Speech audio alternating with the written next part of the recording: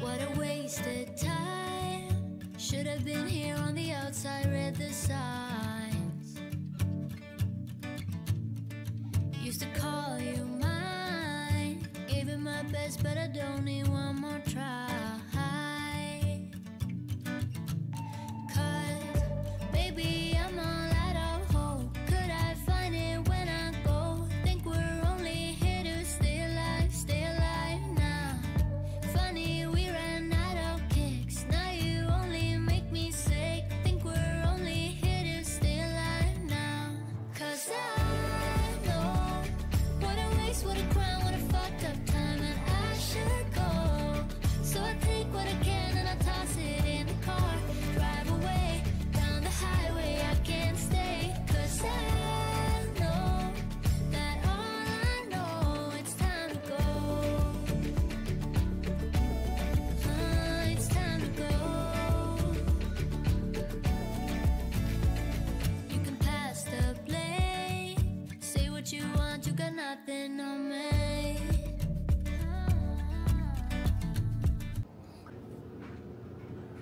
Hi guys! Hello! Ayan.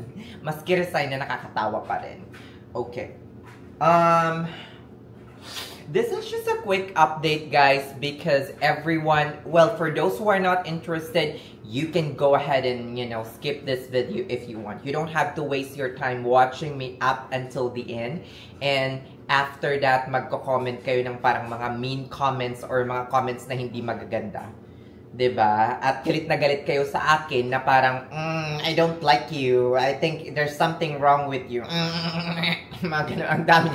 Pero tinapos yung video hanggang dulo. Tapos, ang haba pa ng comment. Eh, di parang na-waste yung time ninyo ng mga 30 minutes, mga 25 minutes, 'di ba?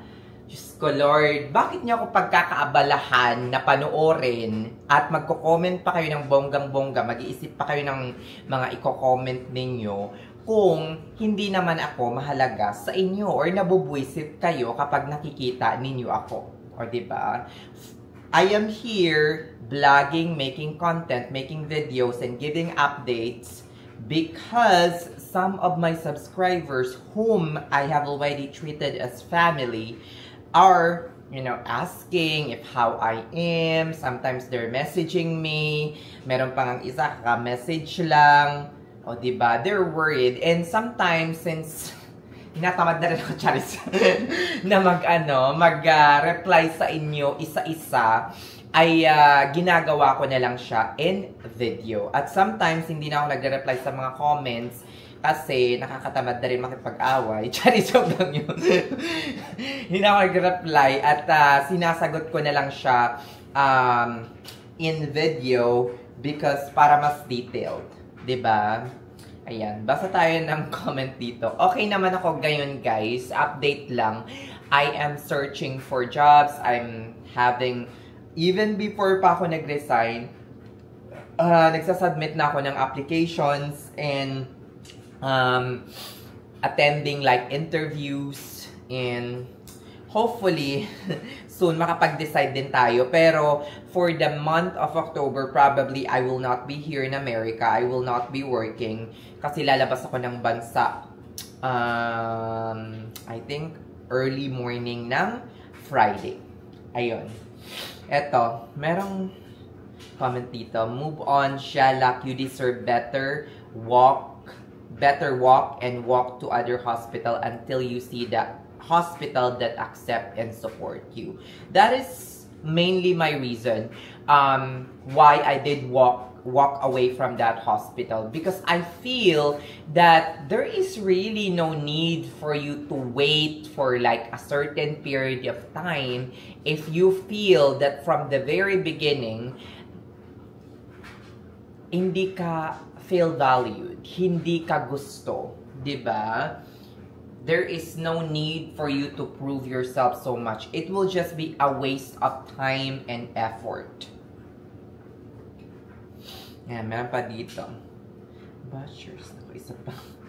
Nakakaloka naman to. Napaka-protective ninyo sa akin, guys. Ito pa. Grabe. Sabi dito, naku, isa yan sa mga bashers natin. Naku, masaya ako kasi nag-resign ka na. More opportunities at better environment.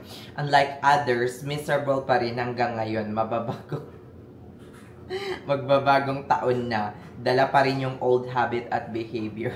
Sherlock!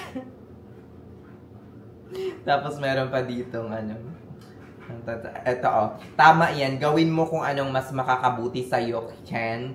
Mas magandang i-maintain ang mental health kesa makipaggera sa mga taong pagmataas at negative. Tapos, may pa-projection pa sila kasi ikaw daw ang may mali. Tulad ng nagko-comment na isa dyan, hello, saan ka galing na planetang hayop ka? Maybe if you can tolerate what other people's behavior and misdemeanor, edi dun ka, just like you're saying, mga ganun. Thank you so much for all of the supports that I'm getting. Why not try Las Vegas? There's a lot of Filipino nurses out there.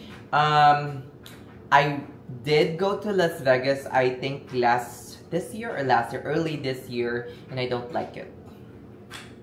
You are very brave to share your unfiltered. Thank you for sharing your journey with us. Living the wrong place makes room for the right one. That is correct. Yes. Good or bad, I'm sharing. Sad naman, Nurse Khan, pero yes, prioritize your mental health over the unwelcoming work environment, praying na mahanap mo na ang workplace na happy and work ka. I am sure meron dyan better or you will enjoy travel nursing soon. Laban pa rin, Nurse Khan. I've been getting a lot of calls and offer right now for travel nursing. And kung wala talaga akong mahanap na parang, you know, maganda or matinong trabaho dito sa Houston, most probably papatulan ko ang travel nursing for a while, but not permanently. Tama ang solution mo, Nurse Ken. Tama talaga, Day. I think there's no right or wrong decision. It's just that you just have to follow what your heart desire, irregardless of whether tama yun or hindi. Kung saan ka masaya, kung saan, you know, kung sa tingin mo kung saan ka komportable is gawin mo. Diba? Sorry to hear this. Sad things have been going on in your life right now. Don't worry, makikita mo din yung hospital na mahahappy ka. Yes. Doon ko yeah. Sana makita ko din yung hospital that I will be more comfortable and happy, di ba? Para doon na natin mahanap yung ano natin. Charis, joke lang yun! Kaya yan madami pa blessing na darating. Basta trials, hindi ka naging hindi ka naging pareho nila. Yes. What I'm trying to avoid, that's why I leave, is I don't want to like go into their level on how they treat me. I know that there is really something kung bakit nila ako pinag-iinitan. And I just don't want to go into higher, sabi nila, bakit di mo inakyat sa higher management? You can feel, guys, I tried once an issue and I raised it to the management and you can really feel na parang, oh Lord, wala kang laban. Diba? Wala kang laban dito. Because these people are parang tinotolerate ng pinakataas. In short, parang tinotolerate. Kunyari, yung parang empleyado na parang malakas, ganito, ganyan, mga buaya. Tinotolerate ng Malacanang day. Parang ganun. Parang natatakot yung management na parang hindi kampihan itong mga to at baka magbanta pa na umalis. Mga ganon. 'Di ba? Meron tayong mga unit na meron ng parang haligi or mafia na parang mismong management ay hindi kayang kontrolin. O 'di ba? Relate kayo diyan sa Saudi, merong mga ganyan dahil. So pag may mga ganon na parang toxic group tapos hindi ka nila gusto, for me, it's better to leave than natiisin yung mga pang-aapi. Hindi naman siguro yung parang pang-aapi talaga. It's just that unfair treatment. Mga ganon. Hindi naman parang inape, sinampalo. Hindi naman ako nagaganon. Hindi naman ako nagganon, guys. Or kaya parang dinurog-durog. Hindi naman ganon. Pero, unfair treatment, and this unfair treatment is a form of disrespect. So, that I cannot tolerate. Hindi ko yun kayang ipagpalit sa pera. Yung parang, yung honor and, ano tong tawag na to? Yung respeto, hindi kayang bayaran yun ng pera. I just had to comment when you mentioned Mafia. That's true. My niece is a nurse. When she was a new grad, this team recruited her, and this team is known as Filipino Mafia in their unit. They control who gets hired, they control their vacation days, kaya nakakauwi daw sila ng matagalan, and even the doctors in that unit are afraid of them, and they are tolerated by the hospital kasi magagaling sila. They even consider it a badge of honor to be called Blanc Mafia. Initially, I thought my niece would be lucky to work with them. She would have been protected. In hindsight, now this is happening to you. That's not cool. Luckily, my niece choose another unit. This is also one of the best hospital. Yeah. Shelak. Ayan, thank you so much. Nasa Illinois po ba kayo? Wala. Wala ako sa Illinois. Nasa Houston, Texas ako, guys. I worked in that facility before. Thanks God, wala naman akong naging experience na ganyan. Madami kaming Pinoy nun, pero umalis na yata lahat. Yeah, parang konti na lang yung mga natira. So, kaya mga I hope sinabi mo lahat sa leadership para ma-correct nila. You can really feel if, really, as in, hindi mo talaga anong tawag dito? No matter what you do, no matter what your reason is, talagang mag-aano lang sila, parang magdadahilan lang or something. Hindi yung yung taong involved, mismong yung leadership. Parang kakampihan lang dong. Wala lang.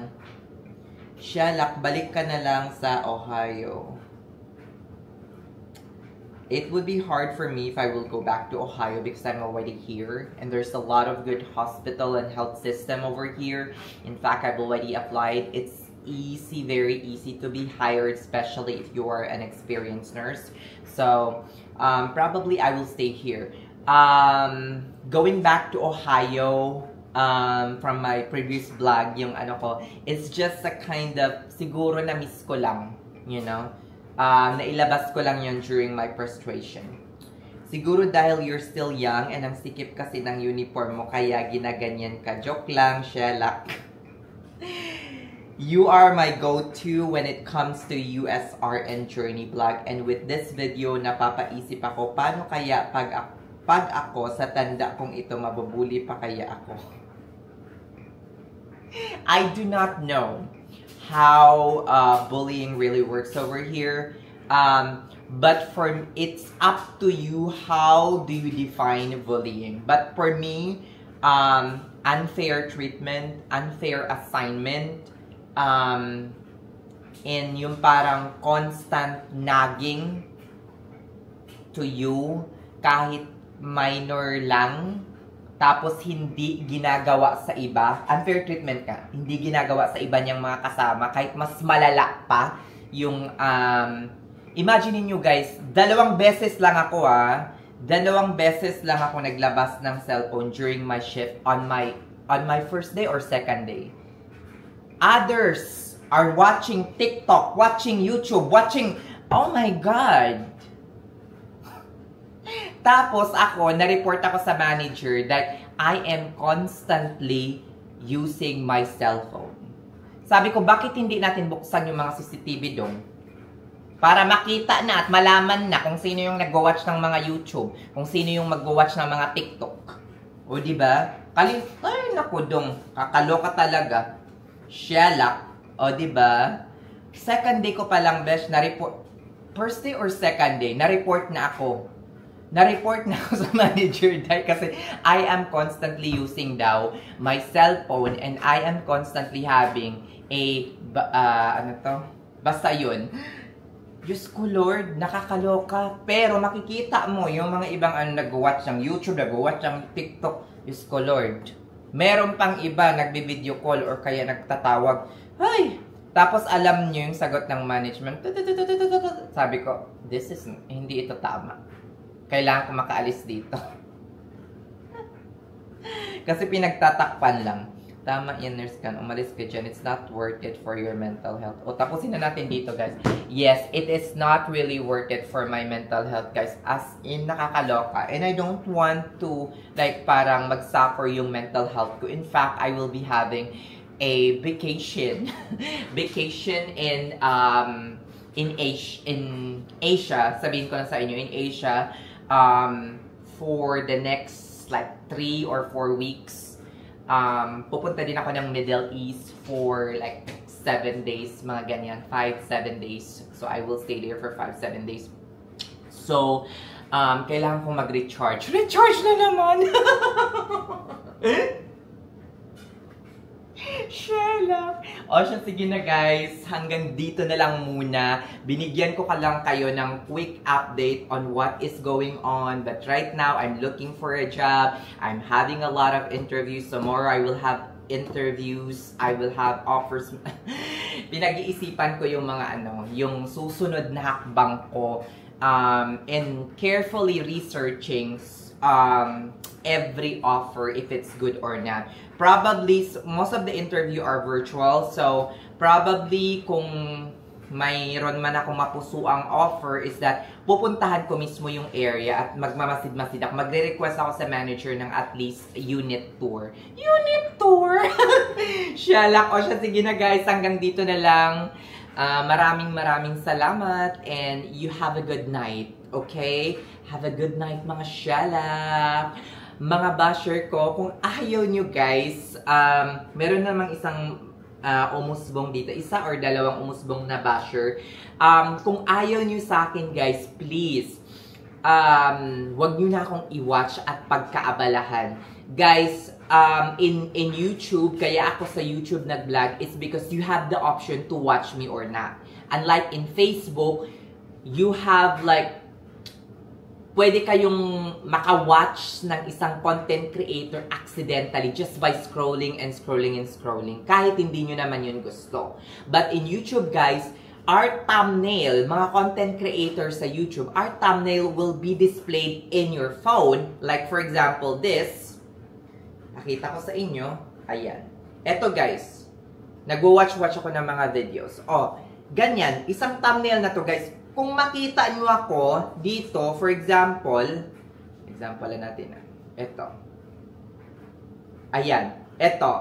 Pag makita nyo ganyan, nakita nyo Nurse Cal, last day of work. Guys, meron kayong option na hindi ako panuorin by not clicking. Huwag nyo na lang i-click, pero pag click nyo yan, it means in one way or another, or at some point, naging interested kayo sa sasabihin ko. The only reason why negative yung comment ninyo is hindi nyo gusto yung either mukha ko or hindi nyo gusto yung the way ako magsalita or hindi nyo gusto yung the way ako mag-vlog. Guys, meron tayong kanya-kanya. 'Di ba? Kanya-kanyang kanya-kanyang personality, and hindi lahat ng tao, and aminado ako dyan, or accepted ko yun, na magugustuhan kung anumang personality ang meron ako. 'Di ba? Merong mga nagsasabi na parang ito lang, kailangan pang i-vlog, kailangan i-ganyan. Guys, this is my vlogging channel. This is not your vlogging channel, mga shalak. 'Di ba? So, kung hindi nyo ako gusto, you are feel free not to subscribe, not to like, but please, my goal is to spread positivity and real life USRN journey here in America. Okay? So, kung negative lang yung comment ninyo, if this is just a suggestion, I have the option actually to hide your comment, or delete your comment.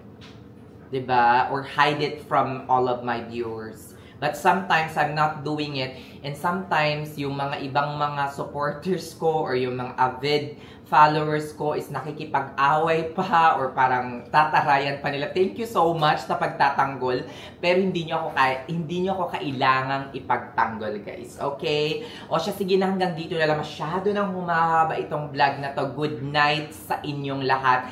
I am okay. I am happy. I am not sad in any way or another. Makikita naman yan sa mukha diba? Or sa mata, diba? Na hindi ako malungkot ngayon. Nalulungkot lang ako, guys, kapag heartbroken. Chinese joke lang yun. Siya, sige na. Bye!